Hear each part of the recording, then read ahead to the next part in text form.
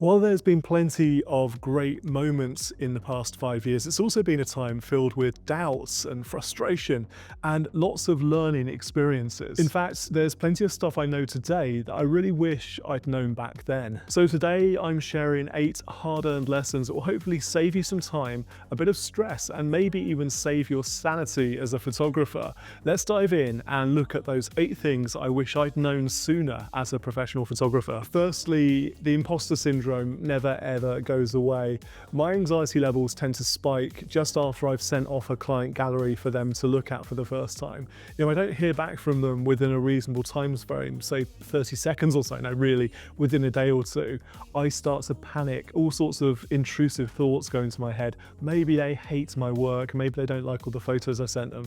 Imposter syndrome gets to the best of us. And I think the more you do and the more success you have in any field, the worse imposter syndrome can be. Other photographers I speak to tell me imposter syndrome is with them all the time as well. So it's not unusual, but you have to recognize it. It's something you have to be aware of, and don't let it take over. Don't let it stop you from doing the things you want to do. Number 2, don't get wrapped up in all of the gear. Now, I know photography YouTube can become a bit gear obsessive. It's gear reviews left, right, and center, sponsored posts, all sorts of things making us want to have shiny object syndrome. But the reality is, as a pro, you don't need the latest, greatest, most expensive cameras. You need some basics. You need a second camera body, so you've got redundancy, a backup. What I always say is 2 is 1 and 1 is none. You need cameras with dual card slots in case one of your cards becomes corrupted during a shoot. And you probably need a fast prime lens and a telephoto lens.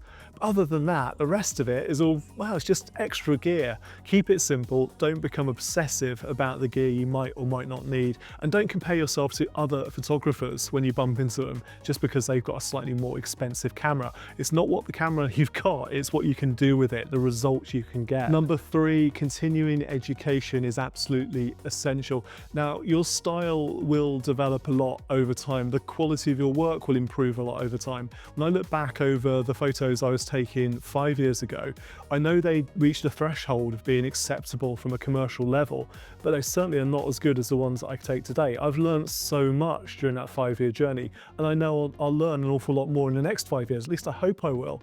I'm still going on courses, I'm still reading, I'm still watching YouTube videos and tutorials.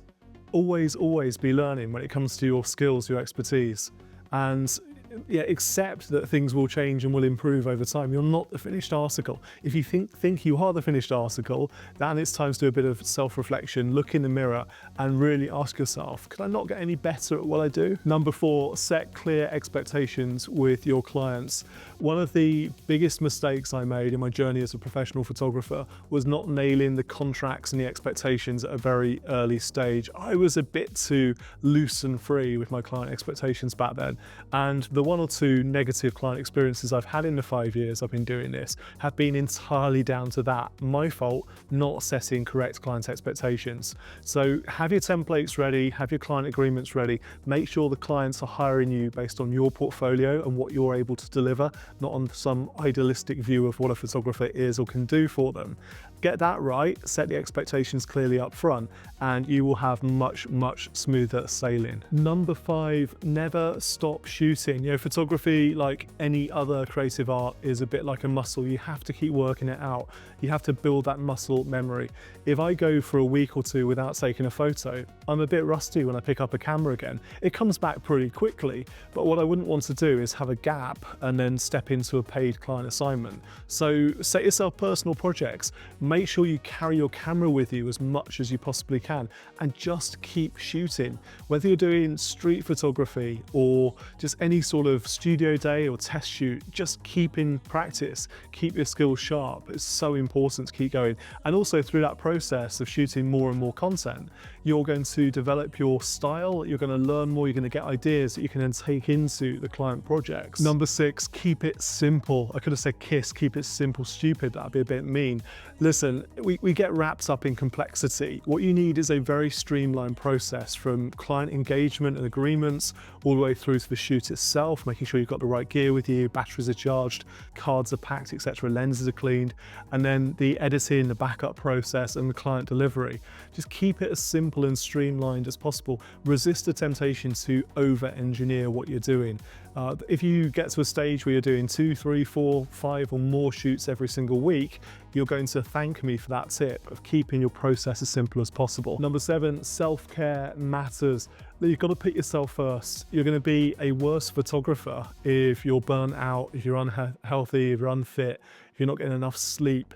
A couple of hard-earned lessons I had during the past 5 years, where I booked too many shoots back to back, didn't give myself sufficient time to go back, process my shoots, download the cards and back them all up, etc., prepare my kit for the next day.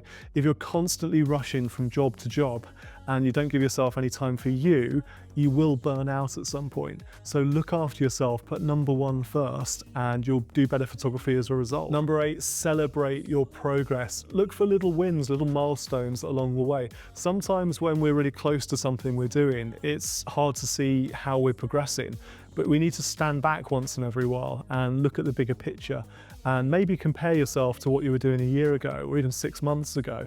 Look at the quality of your work. One thing I like to do is shoot some of the same projects every year at the same time of year, because then I've got a bit of a benchmark that I can test myself against. I can look back against my portfolio from that project a year earlier and genuinely critique myself and assess and say, look, am I improving? What am I doing differently today? Is the quality of my work now significantly better than it was a year ago, or at least marginally better than it was a year ago?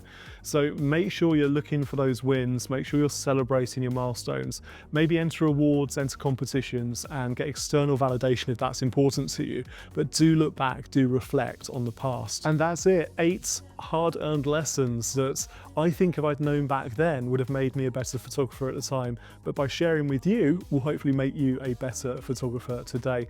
If you found any of those 8, or hopefully all of them, useful, please just drop me a comment below. Let me know what you thought of them, which ones you're going to be taking forward now into your own practice. And please do subscribe to this channel if you'd like more photography insights, but also coming up some street photography, photo walks, behind the scenes and point of view type work as well. If you're interested in all things photography, this is the place to find it. Thank you for watching. I'm Martin Bamford from Bear's Eye View, and I look forward to seeing you again in the next video.